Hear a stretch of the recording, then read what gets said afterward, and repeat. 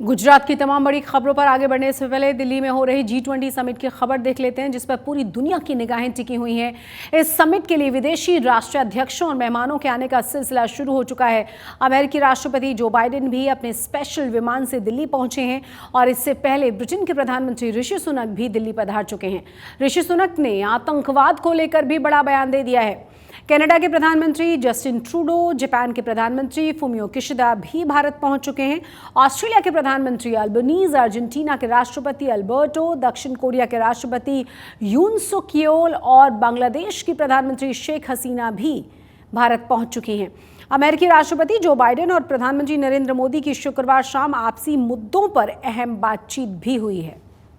Joe Biden का जो काफिला है वो निकलना शुरू हो गया है। ये तस्वीरें आपके सामने हैं। यकीनन इन तस्वीरों के जरिए एक बड़ा संदेश हिंदुस्तान के भीतर गई है। हिंदुस्तान के बाहर जो G20 का सम्मेलन कल से शुरू होगा, ये काफिला हम आपको दिखा रहे हैं।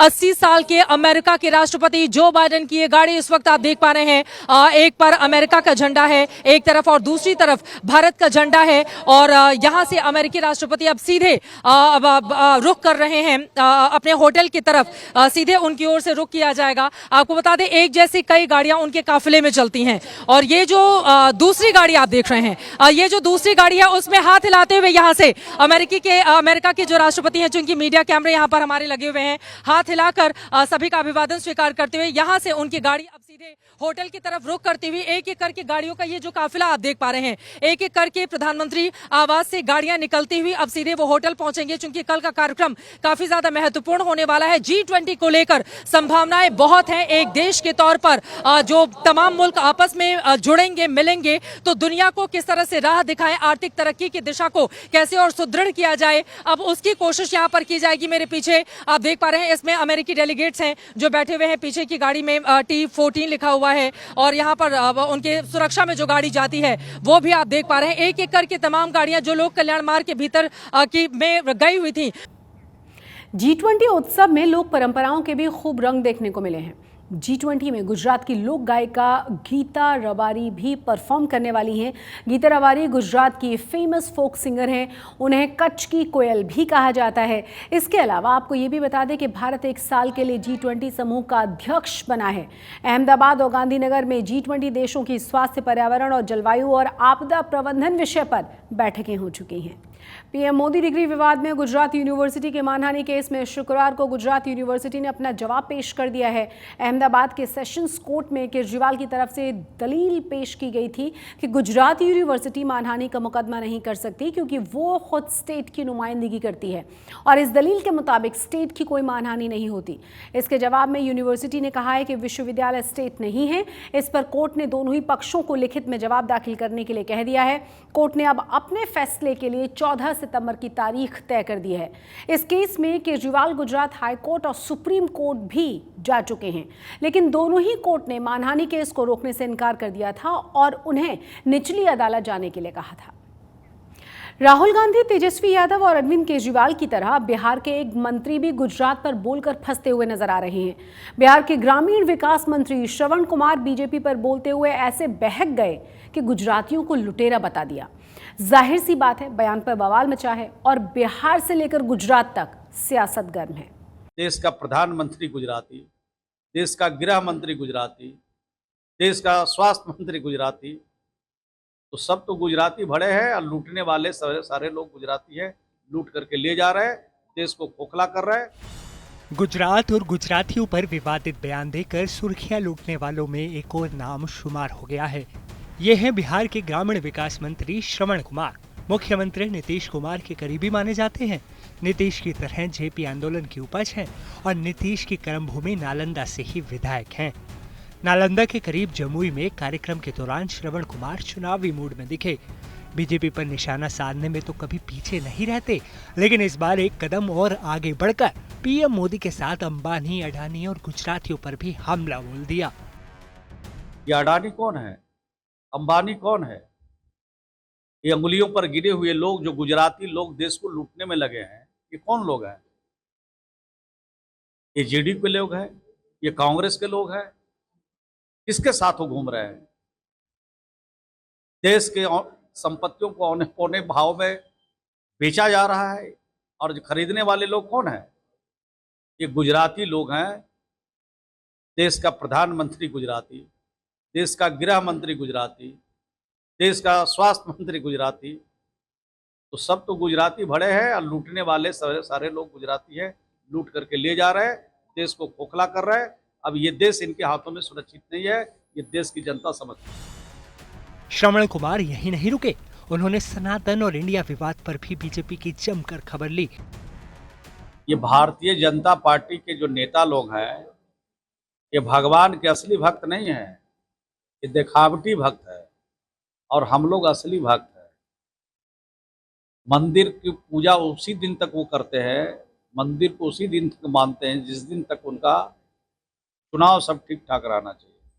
चुनाव निकल जाता है तो न मंदिर की तरफ ताकते हैं और न देश की जनता की तरफ ताकते हैं। ये दोहरा चरित्र है भारतीय जनता पार्टी का। देखिए, भारतीय जनता पार्टी बेचैन है, इनके सभी नेता, छोटे से बड़े नेता बेचैन हैं। बेचैनी का जो कारण है कि जो इंडिया गठबंधन बना है, पहले मोदी जी क्या कहते थे? जीतेगा इंडिया, दोनों हाथ ऐसे उठा उठा के, जीतेगा इंडिया, जीतेगा इंडिया। अब क्यों नहीं बोलते हैं? अब क्या नारा लगाएंगे कि हारेगा इंडिया? यही नारा लगा के एक बार देखें। ये लोग संविधान को बदलने वाले हैं, ये लोग सभ्यता और संस्कृति को बदलने वाले हैं। ये सभ्यता और संस्कृति पर चोट कर रहे हैं जिनका आज़ादी के दिनों में कोई योगदान नहीं है। कि भारतीय जनता पार्टी का कोई नेता है जिसको आज़ादी के दिनों में कोई उनका योगदान है? बता दें। श्रवण कुमार का नाम गुजरात में शायद ही किसी ने सुना हो, लेकिन उनके बयान के सामने आते ही गुजरात की राजनीति भी गर्मा गई। बीजेपी ने इसे विरोधियों की बौखलाहट करार दिया। विपक्षी गठबंधन के लोग, चाहे वो कौन सी भी पार्टी के हो, वो भारतीय पे प्रश्न खड़े कर रहे हैं, वो भारतीयता पे प्रश्न खड़े कर रहे हैं, सनातन धर्म पे प्रश्न खड़े कर रहे हैं। और हाल ही में बिहार सरकार के एक मंत्री और विपक्ष के गठबंधन के साथी ने गुजराती पर भी जो व्यक्तिगत टिप्पणी की है वो दुखदायक है। ये उनकी बौखलाहट है। जब उनके पास कोई मुद्दे नहीं बचे हैं तब ऐसे निवेदन देकर चर्चा में रहने के लिए इस प्रकार की भाषा का वो प्रयोग करते हैं। लेकिन गुजरात भी देख रहा है, देश भी देख रहा है और आने वाले समय में इन सभी चीजों का देश और गुजरात मुंहतोड़ जवाब देगा। बिहार में अपने समर्थकों के बीच श्रवण कुमार की जुबान तो ज्यादा ही फिसल गई, लेकिन गुजरात पर बोलकर अगर कल उनकी सियासी परेशानी बढ़ जाती है तो कोई हैरानी की बात नहीं होगी। कांग्रेस नेता राहुल गांधी हो या बिहार के डिप्टी सीएम तेजस्वी यादव या दिल्ली के सीएम केजरीवाल और सांसद संजय सिंह, गुजरात पर विवादित बयान देने के कारण ही आज गुजरात की अदालतों के चक्कर काट रहे हैं या काट चुके हैं। श्रवण कुमार पर भी कानून की तलवार लटकती है या नहीं, ये तो वक्त के साथ पता चल ही जाएगा। जमुई से राकेश कुमार सिंह के साथ ब्रजेश दोषी, अहमदाबाद, आज तक।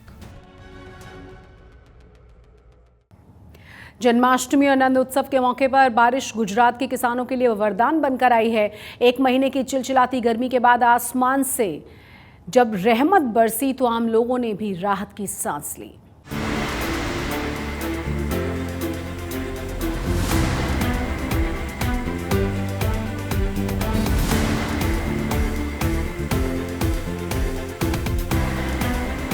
गुजरात में एक बार फिर मॉनसून का कमबैक देखकर हर कोई खुश है।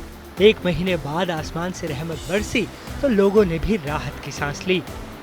हालांकि डांग जिले में भारी बारिश ने कुछ रास्तों को अपने आगोश में ले लिया, जिसके बाद प्रशासन ने उन रास्तों पर आवाजाही बंद करके वैकल्पिक रास्तों का इस्तेमाल करने की अपील की। कावेरी नदी में जलस्तर बढ़ने पर चिखली के पास कोचवी के ऊपर से पानी बहने लगा। हिल स्टेशन सापुतारा में बारिश के चलते लोग मौसम का मजा लेते हुए दिखे। उधर अंबिका और खापरी नदी पर बने 5 लो लेवल ब्रिज पर पानी आने के कारण यातायात बुरी तरह प्रभावित हो गया। डांग के करीब 15 गांवों का संपर्क शहर से टूट चुका है। लोगों को घर पर रहने की ही सलाह दी गई है। प्रसिद्ध शक्तिपीठ अंबाजी में भी मेघराजा जमकर बरस रहे हैं। गुरुवार को करीब 1 महीने बाद बारिश ने यहां पर फिर से दस्तक दी। जन्माष्टमी पर दही हांडी उत्सव भी भीगते हुए मनाया गया। शुक्रवार को फिर बारिश हुई। इस बारिश से किसानों की फसल को नया जीवन दान मिलने की पूरी उम्मीद है। बता दें कि अंबाजी में रबाड़ी समाज ने बारिश के लिए तालाब पूजन भी किया था। उधर महिसागर में 1 महीने बाद बारिश ने दस्तक दी तो लोगों को चुपती जलती गर्मी से राहत मिल गई। सही वक्त पर हुई बारिश की वजह से फसलों को भी नया जीवन मिलने की उम्मीद है। आसमान से हुई फुहारों ने हर किसी को खुश कर दिया है। बोटाद और आसपास के इलाकों में रात भर बारिश का दौर जारी रहा। परवाला, कुंडल, बेला, टिम्बला, रामपारा समेत कई ग्रामीण इलाकों में रुक रुक कर बिजली भी कड़कती रही और हवाओं के साथ तेज बारिश ने भी मौसम को एकदम बदल कर रख दिया।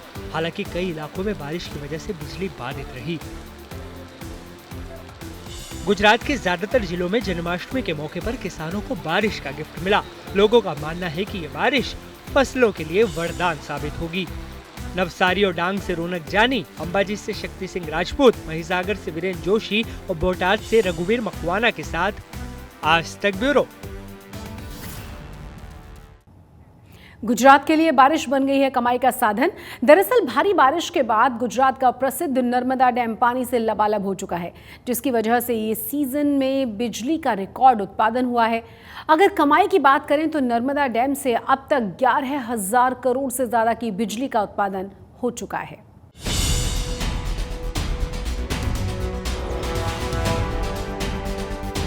पश्चिम भारत के लिए जीवनदायिनी है मां नर्मदा। गुजरात के साथ मध्य प्रदेश, महाराष्ट्र और राजस्थान के लिए नर्मदा का पानी लाइफलाइन से कम नहीं। इस बार केवड़िया स्थित सरदार सरोवर नर्मदा डैम में पानी रिकॉर्ड स्तर पर है। मानसून की लगातार बारिश की वजह से डैम में पानी का स्तर 134 मीटर तक पहुंच गया है। बांध के जलग्रहण क्षेत्र में भी अच्छी बारिश से डैम में पानी की आवक लगातार बनी है, इसलिए इस बार रिकॉर्ड बिजली उत्पादन भी हो रही है। गुजरात की लाइफलाइन माने जाते सरदार सरोवर नर्मदा बांध का जल स्तर इस बार मानसून की सीजन में 134 मीटर तक पहुंच चुका है और नर्मदा बांध 80% जितना भर चुका है, जिसकी वजह से यहाँ पे जो पावर हाउस है जिसको चलाए जा रहे हैं।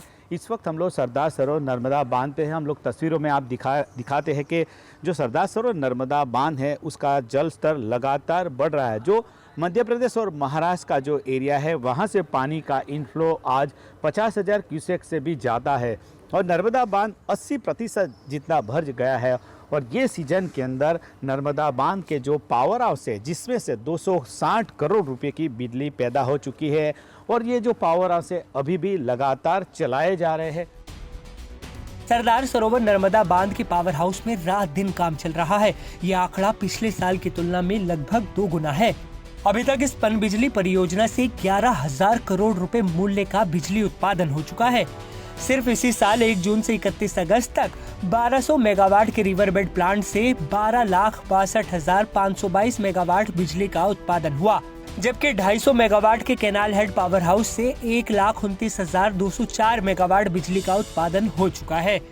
यानी कुल 13,91,726 मेगावाट बिजली उत्पन्न हुई है। सरदार सरोवर डैम के ऊपर प्रस्तावित जो पावर हाउस है, रिवरबेड पावर हाउस है, 200 मेगावाट के 6 यूनिट्स है, वो 1200 मेगावाट होता है। तो दूसरे कैनाल हेड पावर हाउस है, 50 मेगावाट के 5 यूनिट्स है, वो 250 मेगावाट होते हैं। ये टोटल 1450 मेगावाट कैपेसिटी है। ये सीज़न में जो जनरेशन अभी चल रहा है मानसून सीजन में, इसमें अब तक 1391 मिलियन यूनिट्स का जनरेशन हुआ है। तो अमाउंट्स में गिने तो ₹280 करोड़ 280 करोड़ रुपये जैसा उत्पादन हुआ है। तो अब तक के टोटल जनरेशन गिने स्थापित हुआ है जब से 2005 से अब तक का, तो 57,788 मिलियन यूनिट्स जनरेशन हुआ है।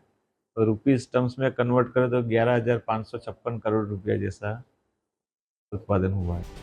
नर्मदा के पानी से बिजली उत्पादन जहां रिकॉर्ड कायम कर रहा, वहीं गुजरात, मध्य प्रदेश, महाराष्ट्र और राजस्थान को और भी कई लाभ मिले हैं।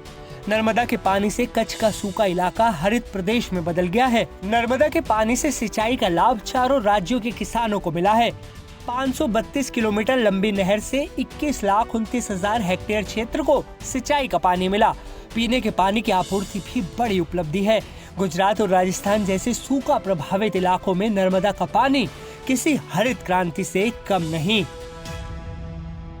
पावर हाउस से जो बिजली पैदा होती है इसमें से 57% बिजली मध्य प्रदेश को, 27% बिजली महाराष्ट्र को और 16% बिजली गुजरात को मिलती है। 1200 मेगावाट का रिवर बेर पावर हाउस और 250 मेगावाट का कैनाल हेड पावर हाउस, जिसमें से जो बिजली पैदा होती है, तो अब तक ये दोनों पावर हाउस से 11,000 करोड़ की बिजली पैदा हो चुकी है। ये साथ में जो नर्मदा बांध 80% जितना भर चुका है, जिसमें से नर्मदा का जो पानी है गुजरात के, उत्तर गुजरात और सौराष्ट्र के इलाकों में भी अभी दिया जा रहा है, क्योंकि कई ऐसे इलाके हैं जहां पे अभी बारिश कम हुई है।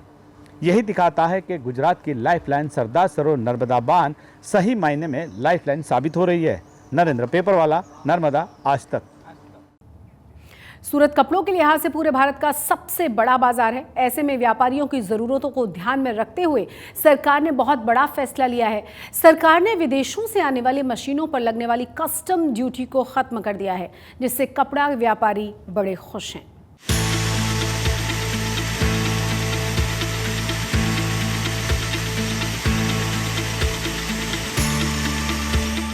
केंद्र सरकार ने सूरत समेत देश भर के कपड़ा व्यापारियों को बड़ी सौगात दी है। केंद्र सरकार ने कुछ मशीनरी के आयात पर सीमा शुल्क 8.25% से घटाकर 0 कर दिया है। केंद्र सरकार के इस फैसले के बाद कपड़ा व्यापारियों के चेहरे खिले हुए हैं। सूरत कपड़ों के लिहाज से पूरे भारत का सबसे बड़ा बाजार है। अकेले गुजरात में 23% जीडीपी इसी क्षेत्र से आती है और देश में कपड़ा निर्यात के मामले में इसकी हिस्सेदारी 12% है। ऐसे में व्यापारियों की जरूरतों को ध्यान में रखते हुए सरकार ने बहुत बड़ा फैसला लिया है। कारखानों में इस्तेमाल होने वाले ज्यादातर मशीनरी पार्ट्स हों या कलपुर्जे विदेशों से आयात किए जाते हैं। ऐसे में कपड़ा व्यापारियों को पहले विदेशों से मशीन मंगाने में करीब 8.25% सीमा शुल्क देना होता था, लेकिन कपड़ा एवं रेलवे राज्य मंत्री दर्शना जरदोश ने बताया कि अब ये शुल्क घटाकर 0% कर दिया गया है। भारत देश के टेक्सटाइल उद्योगकारों ने अपने बिजनेस को बढ़ावा देने के लिए जो मशीनरी आयात होती है, इसमें कोड की विसंगतता के कारण कुछ मुश्किलें आती। फाइनेंस मिनिस्ट्री, टेक्सटाइल मिनिस्ट्री और कॉमर्स मिनिस्ट्री, माननीय निर्मला जी, माननीय पीयूष जी के सहयोग से तीनों मिनिस्ट्री ने एक साथ में मिलकर एक निर्णय किया। उस निर्णय के कारण जो मशीनरी आयात होगी, वो आयात वाली मशीनरी में 0% ड्यूटी लगेगी। केंद्रीय राज्य मंत्री दर्शना जरदोश के पास जब ये मामला गया था, तब उन्होंने उस समय के तत्कालीन वित्त मंत्री पीयूष गोयल को इस बात की जानकारी दी थी। अब वित्त मंत्रालय के राजस्व विभाग ने अधिसूचना में संशोधन कर व्यापारियों को बहुत बड़ी सौगात दी है। जो टारगेट सेट किया गया है माननीय प्रधानमंत्री जी के नेतृत्व में, हम लोगों ने निर्यात को बढ़ावा देने के लिए कर्तव्य काल में जो टारगेट सेट किया है, उसमें ये इस निर्णय से बहुत सपोर्ट मिलेगा। सबसे ज़्यादा स्टेक होल्डर से बात करके जो विसंगतता होती है, एक मंत्रालय दूसरे मंत्रालय से बात करके इकोसिस्टम से जो काम हो रहा है, उसका आज इंडस्ट्री ने बहुत स्वागत किया है। टेक्सटाइल इंडस्ट्री की ओर से जो कपड़ा बनाने की ओर आगे बढ़ने में और ख़ास करके आत्मनिर्भर भारत की ओर आगे बढ़ने वाला जो निर्णय लिया गया, इसमें माननीय पीयूष जी, निर्मला जी का आभार व्यक्त करते हुए सब इंडस्ट्री ने भरोसा जताया कि माननीय प्रधानमंत्री जी के नेतृत्व में आने वाले समय में टेक्सटाइल इंडस्ट्री को ये निर्णय से बहुत बूस्टअप मिलेगा। जाहिर है, टेक्सटाइल इंडस्ट्री को सरकार के फैसले के बाद बहुत बड़ी राहत मिलने की उम्मीद है। सूरत से संजय सिंह राठौड़ के साथ आज तक ब्यूरो। जन्माष्टमी और उसके बाद नंद उत्सव ने पूरे गुजरात को कृष्ण भक्ति से सराबोर कर दिया है। हर कोई कृष्ण भक्ति में डूबा हुआ है, भगवान के जयकारे लगा रहा है, नाच रहा है, गा रहा है, गरबा डांडिया खेल रहा है। गुजरात में भगवान द्वारिकाधीश के रंग में हर कोई रंगा हुआ नजर आया। कृष्ण नगरी द्वारिका में पारंपरिक तरीके से भगवान के जन्माष्टमी का उत्सव मनाया गया। उसके बाद भगवान द्वारिकाधीश के जन्मोत्सव पर पालनपुर के एक भक्त ने स्वर्ण मुकुट भी भेंट किया। वहीं डाकोर के प्रसिद्ध रणछोड़दास मंदिर में भगवान को सोने के आभूषणों से सजाया गया। भगवान के मुकुट की शोभा अति सुंदर नजर आ रही थी। सोने के झूले पर ही ठाकुर जी को विराजमान किया गया था। महिसागर जिले के मुख्यालय लूनावाड़ा में भारी बारिश के बीच राधा कृष्ण की बारात निकाली गई।